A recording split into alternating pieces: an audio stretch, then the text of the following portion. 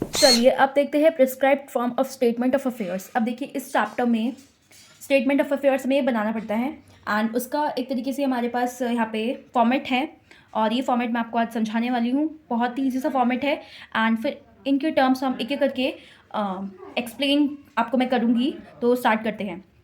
सबसे पहले हमारा कॉलम बनेगा gross liabilities expected to rank column, assets column, estimated to reduce column. Okay, हमारे पास सबसे पहले आते हैं हमारे पास अनसिक्योर्ड क्रेडिटर्स एज पर लिस्ट ए।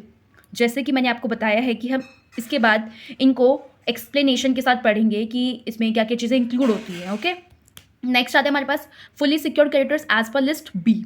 अब जो भी फुली सिक्योर्ड क्रेडिटर्स लिए होंगे यानी किसी लोन लिया होगा वो अमाउंट यहाँ पे लिखेंगे हम। And estimated value of securities, यानी कि जो भी उसने जितना भी एसेट सिक्योरिटी गिरवी रखी होगी जिसने लोन लिया है उसके बदले में, तो वो अमाउंट यहाँ पे रखेंगे। अब देखिए, अब मैंने आपको क्या बताया था फुली सिक्योर्ड क्रेडिटर्स में। फुली सिक्योर्ड मीन्स हमने अगर लोन लिया है तो उससे ज़्यादा का अमाउंट हमने गिरवी में रखा है, यानी कि उससे ज़्यादा की सिक्योरिटी हमने गिरवी में रखी। दैट मीन्स तो यहाँ पे हमारे सरप्लस आ जाएगा, इसको अगर हम लेस कर देंगे इसमें से। नेक्स्ट आता है हमारे पास पार्शली सिक्योर्ड क्रेडिटर्स एज पर लिस्ट सी।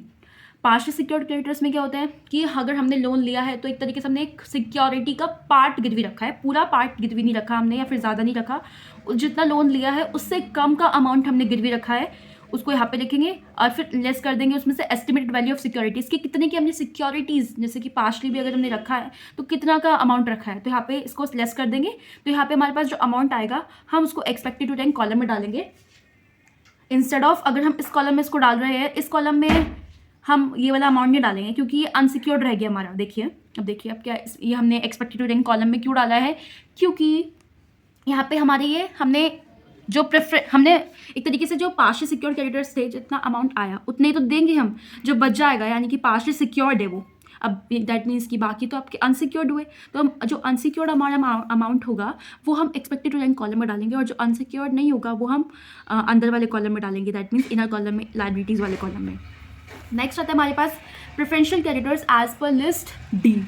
अब इसमें क्या होता है आपको मैंने बताया प्रेफरेंशियल में आते हैं जिसको आप पहले प्रेफरेंस दे रहे हो, जैसे कि आपके टैक्सेस हो गए, आपके बहुत सारे टाइप्स के टैक्सेस होते हैं, तो आप उस अमाउंट को प्रेफरेंशियल क्रेडिटर्स एज पर लिस्ट डी में रखेंगे। एंड मैं जैसे कि आपको बताया कि प्रेफरेंशियल में हम सारा अमाउंट हमें पे करना पड़ता है, इसलिए हम उसको इनर कॉलम में नोट करेंगे इंस्टेड ऑफ दिस कॉलम। ठीक है ना, एक्सपेक्टेड टू रैंक कॉलम में हम वो वाला अमाउंट नोट करेंगे जो हमारा अनसिक्योर्ड रह गया है, इसलिए हमने जो अनसिक्योर्ड क्रेडिटर्स एज पर लिस्ट ए का हमने यहाँ पे अमाउंट बाहर एक्सपेक्टेड टू रैंक कॉलम में लिखा है और इसका भी जितना मतलब बच गया है अनसिक्योर्ड बच गया है यहाँ पे लिखा है। ठीक है, अब हमारे पास एसेट्स के साइड में हम देख लेते हैं, लाइबिलिटीज़ हमने पूरा कर लिया कंप्लीट। अब हम एसेट्स का देखते हैं, property as per list E.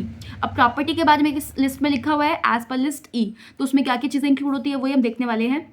Cash at bankers, cash in hand, stock in trade, machinery, trade fixtures, fittings etcetera, furniture, life insurance policy, other property. अब आपने क्या देखा, इधर तो आप सारी की सारी लाइबिलिटीज़ नोट करेंगे, जितनी भी आपकी जितना भी आपका कर्ज है, लाइबिलिटीज़ डेट्स है, और एसेट्स में जितने आपके एसेट्स हैं कि आप एसेट्स में से कितना लिक्विडेटेड कर सकते हैं उन लाइबिलिटीज़ को पे ऑफ करने के लिए। ओके, तो यहाँ पे आपकी सारी प्रॉपर्टी आ जाएगी। एस्टिमेटेड टू प्रोड्यूस में आपका वो आएगा कि अगर आपके पास ये सब चीज़ें हैं, आपके पास प्रॉपर्टी है, तो कितना आपको अमाउंट मिल रहा है। ओके, आपके क्वेश्चन में दो अमाउंट गिवन होते हैं, एक तो होता है आपका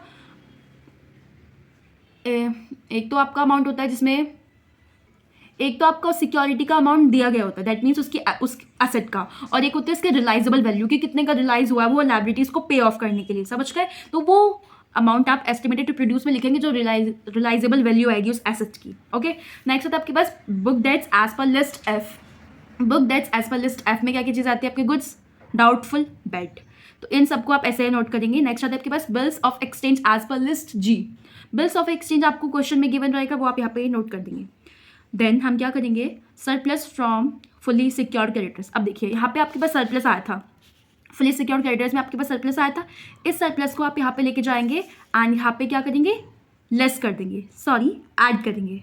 ऐड कर दिया हमने यहाँ पे इस अमाउंट को। अब जो ऐड करके टोटल वैल्यू आई, अब जो हमने यहाँ पे प्रेफरेंशियल में डाला था अमाउंट वो हम यहाँ पे लेस करेंगे। Preferential creditors as per contra जो हमने यहाँ पे ऐड किया था, यहाँ पे हम उसको क्या कर देंगे, लेस कर देंगे प्रेफरेंशियल क्रेडिटर्स को। लास्ट हमारे पास बचता है deficiency as explained in list H. अब लिस्ट एच में आपकी डेफिशिएंसी कैसे निकल के आएगी? अब देखिए हर एक क्वेश्चन में आपको हमेशा डेफिशिएंसी ही मिलेगी, सरप्लस तो कभी नहीं आ सकता है आपका, क्योंकि अगर सरप्लस आ गया तो वो तो आपका इंसॉल्वेंट का केस होगा ही नहीं। अब हर क्वेश्चन में आपके आंसर में डेफिशिएंसी ही निकलेगी। हम इधर को टोटल करेंगे क्योंकि आपके पास लायबिलिटीज ज़्यादा है, ये तो हमने पहले से पढ़ लिया है कॉन्सेप्ट में कि हमारे पास लायबिलिटीज हमेशा इसमें ज़्यादा होगी, तभी वो क्या कॉन्सेप्ट कहलाएगा आपका, इंसॉल्वेंट कहलाएगा। देन इधर का टोटल कर लेंगे अमाउंट, जो टोटल करके यहाँ पे अमाउंट आएगा उसमें से हम उसको लेस कर देंगे, टोटल में से इसको लेस करके यहाँ पे हमारे पास क्या बच जाएगा, ये वाला अमाउंट हमारा डेफिशिएंसी का आ जाएगा। Deficiency as explained in list H, ये लिस्ट एच में हम इसको डालते हैं डेफिशिएंसी को, यहाँ पे हम टोटल कर देंगे अमाउंट, तो हमारे क्लोज हो जाएगा।